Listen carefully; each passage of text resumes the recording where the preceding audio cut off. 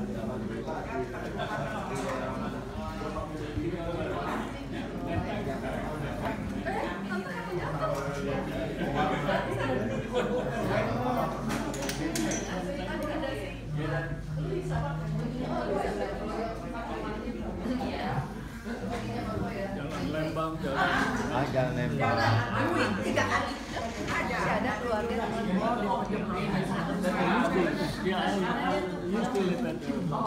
mungkin ya kita bersyukur aja. Kita doakan terus.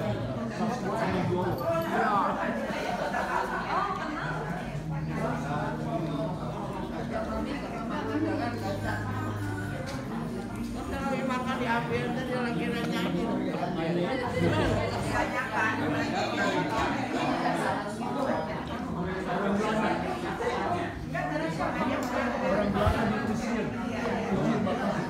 Polanya.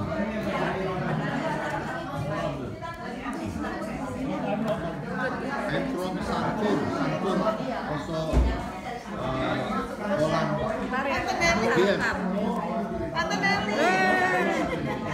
Semalam ya, kita ngomong semalam ya? Semalam sama tadi pagi. Tadi pagi.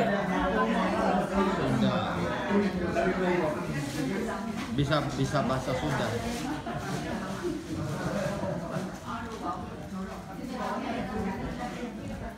Habis ngomong masih Nina tiduran. Bosan lagi.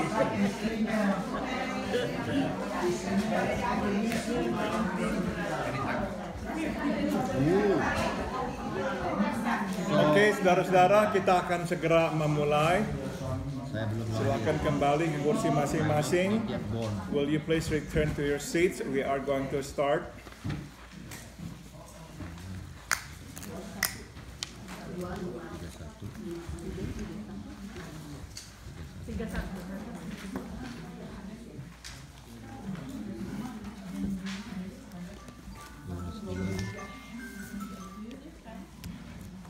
Mari kita membuka Injil Yohanes pasal 2. Please turn your Bible to the Gospel of John chapter 2. Injil Yohanes pasal 2. Kita membaca ayat 5 hingga ayat 7. And we are going to read from verse 5 to verse 7. Injil Yohanes pasal 2 ayat 5 sampai 7. 1, 2, 3. Tetapi Ibu Yesus berkata kepada pelayan-pelayan, apa yang dikatakan kepadamu, buatlah itu. Di situ ada 6 tempayan yang disediakan untuk pembasuhan menurut adat orang Yahudi. Masing-masing isinya 2-3 buyung. Yesus berkata kepada pelayan-pelayan itu, isilah tempayan-tempayan itu penuh dengan air. Dan mereka pun mengisinya sampai penuh.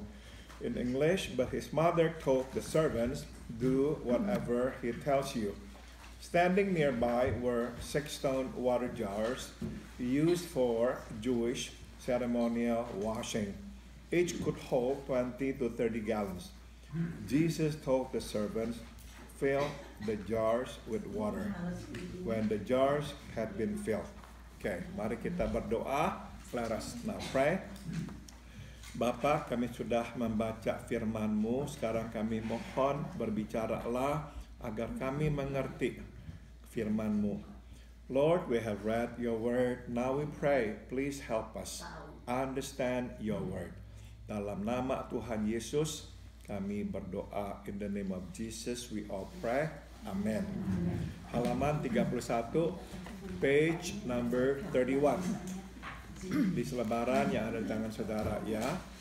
Dari lensa manusia, apa yang terjadi di sini antara Yesus dan ibunya tampak seperti tarik ulur. Tambahkan kata tarik ulur. Negosiasi. Maju mundur. Okay, so from the human lens, what happens here between Jesus and his mother, it looks like a tug of war. Namun sesungguhnya di balik semua itu ada sesuatu yang terjadi sesuatu yang bermakna, dalam, dan mulia. But actually, behind what actually happens there is something that is really deep and glorious or wonderful.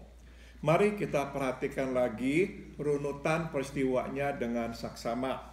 So let's again take a look at the sequence of events. Pertama, Ibu Yesus datang kepada Yesus membawa masalah habisnya anggur, berharap bahwa Yesus akan berbuat, tambahkan kata berbuat sesuatu untuk menyelesaikan masalah itu. First, the mother of Jesus goes to Jesus bringing the problem of that the wine has run out, hoping that Jesus will do something about that problem. Di balik permintaan itu, terbersit keinginan Ibu Yesus supaya Yesus menyatakan dirinya sebagai Mesias. Behind that request, implicitly actually stated that the mother of Jesus wishes Jesus to come out to proclaim, to show that he is the Messiah.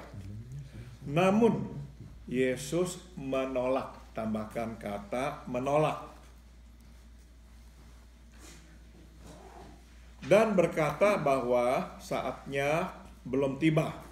But Jesus refused, and he says that his time has not yet come. Waktu untuk apa? Bukan saat untuk melakukan mujizat atau memberi pertolongan, melainkan saat untuk menyatakan dirinya sebagai Mesias. Tambahkan kata Mesias. So when he says, my time has not yet come, he's not talking about performing a miracle or helping somebody who is in need. But he's talking about revealing himself as the Messiah. Okay. Lewat penolakan ini, Yesus menempatkan dirinya bukan sebagai anak manusia, tambahkan kata manusia, melainkan sebagai anak Allah. So, by rejecting what his mother asked him to do, Jesus is positioning himself not as the Son of Man, but rather as the Son of God, di mana ia hanya akan bertindak sesuai dengan kehendak Bapaknya di surga, bukan kehendak ibunya di bumi. Tambahkan kata bumi. Tidak ada ya. Whereas he will only act on the will of his heavenly Father, not on his earthly mother.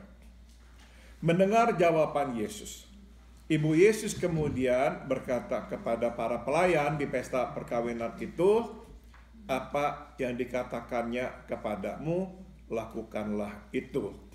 Hearing the answer that Jesus gave, the mother of Jesus then asked the servants, whatever he tells you to do, do it.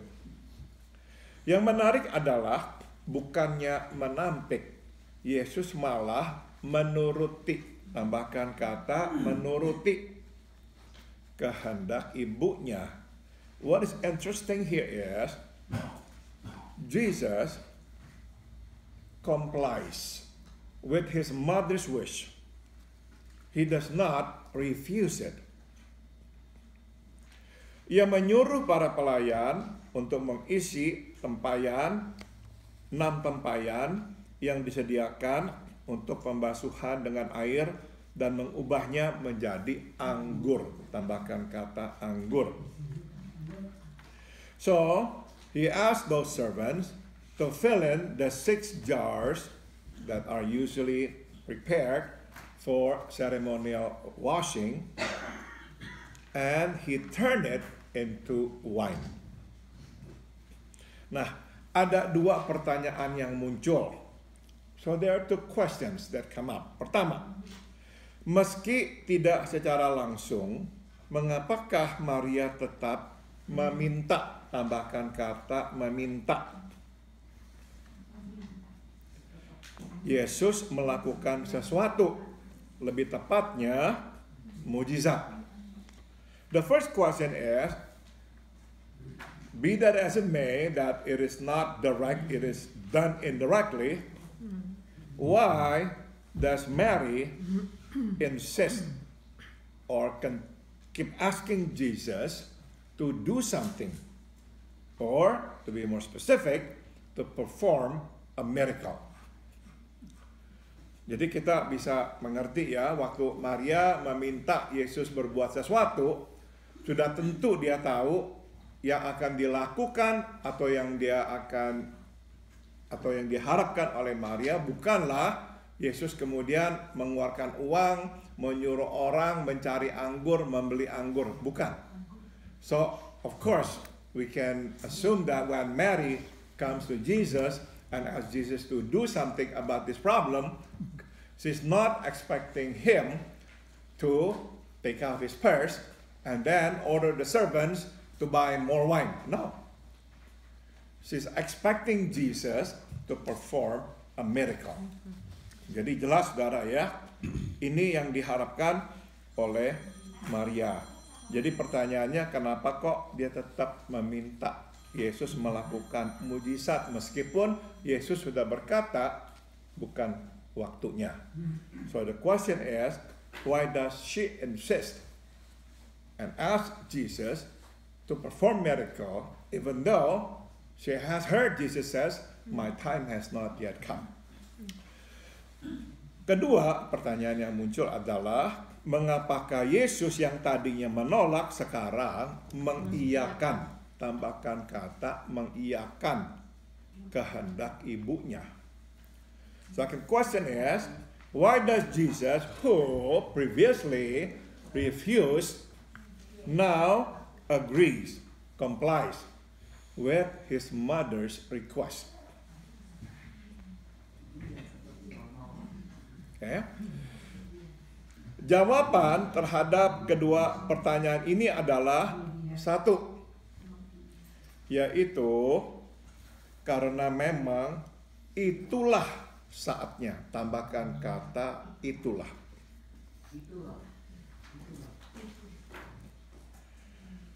Buat Yesus menyatakan dirinya. So the answer to these two questions is actually one. And the answer is because that is the time for Jesus to reveal himself as the Messiah. That is the time. Penolakan Yesus terhadap permohonan ibunya bertujuan satu, yakni menegakkan aturan atau prinsip bahwa ia tunduk kepada Allah Bapa dan bahwa ia hanya akan bertindak sesuai waktu, tambahkan kata waktu.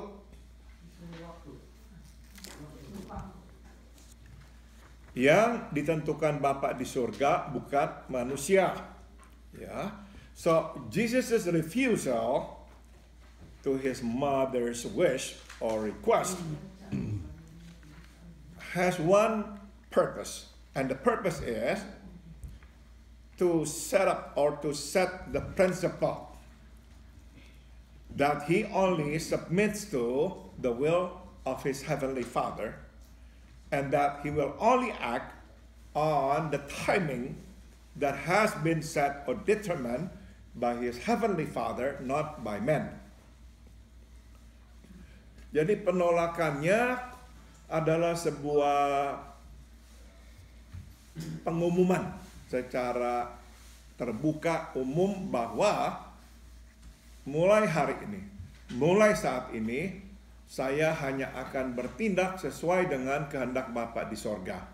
So his refusal is more like an announcement, a general announcement that this is going to be the new game, the new rule. That I no longer submit to your wish or anybody wishes. I am now going to only act on the will of my Father, based on his timing. So that's the purpose of the rejection. To make it clear to Mary and to whoever, from now on, I will only act on my Heavenly Father's will and according to his time.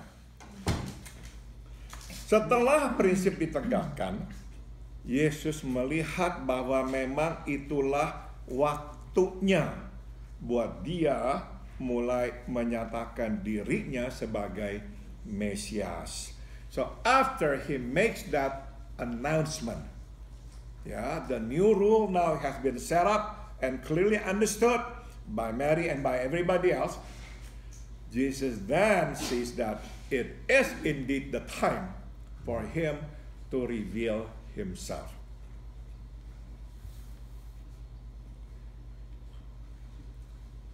Dengan kata lain, Yesus melihat bahwa itulah kehendak Bapa di sorga buat dia menyatakan dirinya saat itu.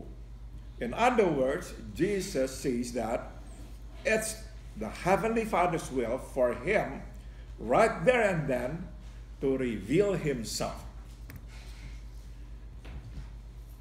Jadi dia tahu inilah kehendak Bapa di sorga untuk dia memulai pelayanannya secara resmi. In other words, he clearly sees that this is the Heavenly Father's will for him to commence his ministry on earth. So this miracle marks the beginning of his earthly ministry. This is where he begins in this wedding reception in Cana. Sama dengan itu, Maria pun melihat bahwa memang itulah saatnya buat Yesus menyatakan dirinya. Similarly, Mary also sees that it's a time for Jesus to reveal himself. Itu sebab ia tetap mendorong Yesus berbuat sesuatu. And that is the reason she keeps insisting or pushing Jesus to do something. Jadi saudara, Maria bukannya menyuruh Yesus untuk kepentingannya. Maria menyuruh Yesus karena dia pun tahu dan melihat inilah kehendak Bapa di sorga buat putranya yang dia besarkan selama ini untuk memulai pelayanannya, menyatakan dirinya sebagai Mesias. So when Mary asked Jesus, when she insists that Jesus do something about it, she's not acting on her interest for her own benefit. No, to help solve the problem that they were facing. No, beyond that, she also understands that this is the Heavenly Father's will for Jesus to commence his earthly ministry. This is why he came to the world for. Oleh karena berdoa adalah datang kepada Tuhan untuk memohon sesuatu darinya, ada beberapa pelajaran tentang doa yang dapat kita pelajari dari interaksi Yesus dan ibunya di sini. Because prayer is coming to God, bringing our petition before him, there are lessons about prayer that we can glean from the interaction between Jesus and his mother here. Pertama, doa tidak bisa dilepaskan dari bingkai relasi. Tambahkan kata relasi kita dan Tuhan. First is prayer cannot be taken out of the frame of our relationship with God. Ingat ya, jadi makin dekat relasi kita, makin terbuka kita untuk bercerita dan meminta. So, apapun yang kita katakan atau mohonkan kepada Tuhan, tak bisa dipisahkan dari relasi kita dengan Tuhan. So whatever it is that we say to God or ask God through our prayer cannot be taken out of the context of our relationship with Him. Stop dulu. Jadi saudara, nggak ada tuh yang namanya tuh ya orang seenaknya aja, pokoknya kapan waktu mau minta sama Tuhan apa aja ya dia minta, udah begitu dia hidup seenak-enaknya nggak peduli sama Tuhan. Jangan dia berharap Tuhan dengar, pasti tidak. So if somebody said, oh I can always pray to God because He's all forgiving, He will always hear my prayer, and I can do whatever I want and I live the way I want it. No. God will not even hear that prayer. Never. Because Tuhan itu bukanlah seperti dewa yang kita kadang-kadang lihat, yang orang datang bawa sesaji, minta-minta apa-apa, udah begitu dia hidup di luarnya seenaknya. Enggak. God is not like a statue that we come to bringing our offering, and then we give it to that statue, and then ask that statue to bless us and whatnot, and then we can just live whatever ways that we wish. No. Tuhan bukan seperti itu. Doa bagian dari relasi antara kita dan Tuhan. Prayer is a part of our relationship with God. Jadi, makin dekat relasi kita, makin terbuka kita untuk bercerita dan meminta. The closer we are with God, the more open we are to tell Him about what is going on, and the more open we are to ask Him for whatever it is. Dan makin dekat hubungan kita, makin membesar kemungkinan apa yang kita katakan dan minta akan didengarkan. Tambahkan kata didengarkan. And the closer we are with God, the bigger the probability that whatever it is that we say and ask will be heard.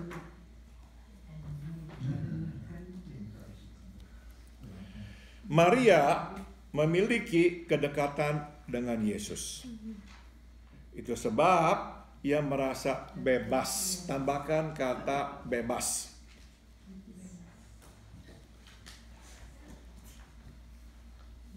Datang kepadanya untuk menyampaikan permohonannya. Mary is close to Jesus. Therefore, she feels free to come to Jesus and to bring her petition. Maria yakin bahwa permohonannya akan didengar oleh Yesus dan tidak akan disepelekan, apalagi ditolak begitu saja. Tambahkan kata ditolak. Mary knows for sure that her prayer, her request will be heard by Jesus and will not be taken lightly, much less be rejected. Saudara, kita ini kan punya teman ya, ada yang dekat, ada yang jauh. We all have friends. Some are close, some are not too close to us. Yang tidak dekat dengan kita, misalkan datang minta pertolongan. Ya, mungkin kita ada rasa mungkin harus saya tolong ya. Tapi kalau teman dekat kita datang kepada kita minta tolong, kita merasakan ada keharusan menolong, dan karena kita sungguh-sungguh mau menolong, ya kan? Friends who are not too close to us, when they come and then ask for something, they need help. Perhaps we feel moved that, okay, maybe I should do something to help. But if this friend is a close friend of ours and asks us for something, we not only feel obligated, but we feel that we must do something because we want to do something to help. Jadi saudara, apa yang kita katakan kepada Tuhan, apa yang kita mohonkan kepada Tuhan, itu bergantung pada relasi kita dengan Dia. Apakah akan didengarkan atau tidak? So whatever it is that we ask God in our prayer and whatnot, whether or not it will be heard or not, depends on our relationship with Him. Makin dekat, kita makin tahu pasti, bukan saja akan didengarkan, akan dijawab. The closer we are to God, we know when we come to Him for something, not only will He hear us, but He will grant our wish. Kedua, walau kita tidak selalu tahu dengan pasti kehendak Tuhan, namun bila kita mempunyai hubungan yang erat dengannya, maka kita akan dapat membaca, tambahkan kata membaca kehendaknya dan waktunya dengan tepat. Here's the second lesson. Even though we do not know for sure what the will of God is, but if we have a close relationship with Him, we can actually read His will and His time rather accurately.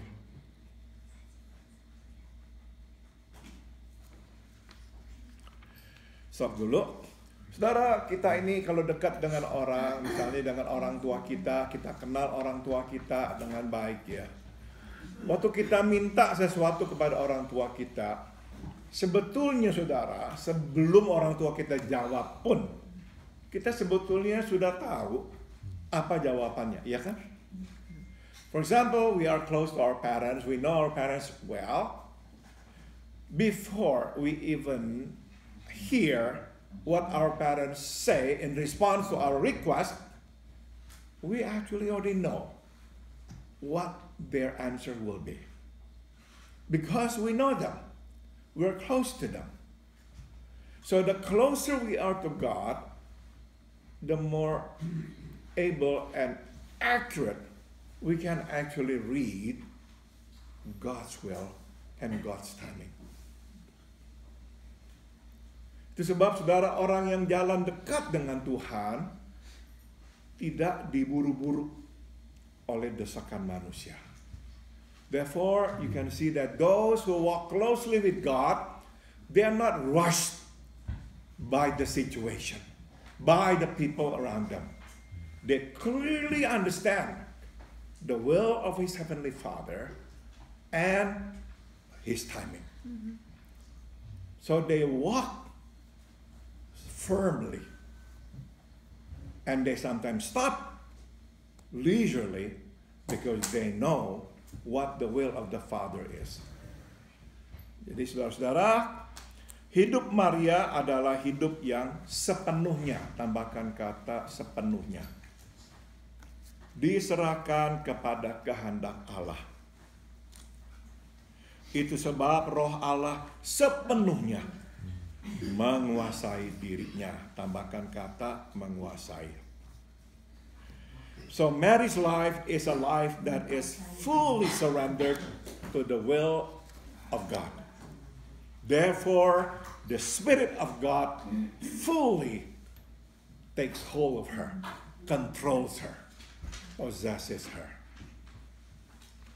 Tidak heran ia tahu bahwa memang itulah saat bagi Yesus untuk menyatakan dirinya.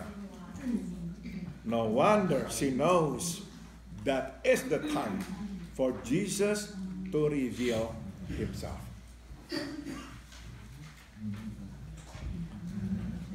Jadi saudara, kalau kita bisa mengerti ini, sekarang kita tahu ya bahwa ini bukanlah Maria sebagai mama mendesak-desak Yesus putranya berbuat sesuatu.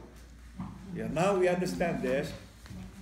We understand, or we know now that it is not the case of Mary, the mother of Jesus, pushing Jesus, persuading Jesus, like sort of forcing Jesus to do something against His will. No. It looks like that, but nothing at all like that.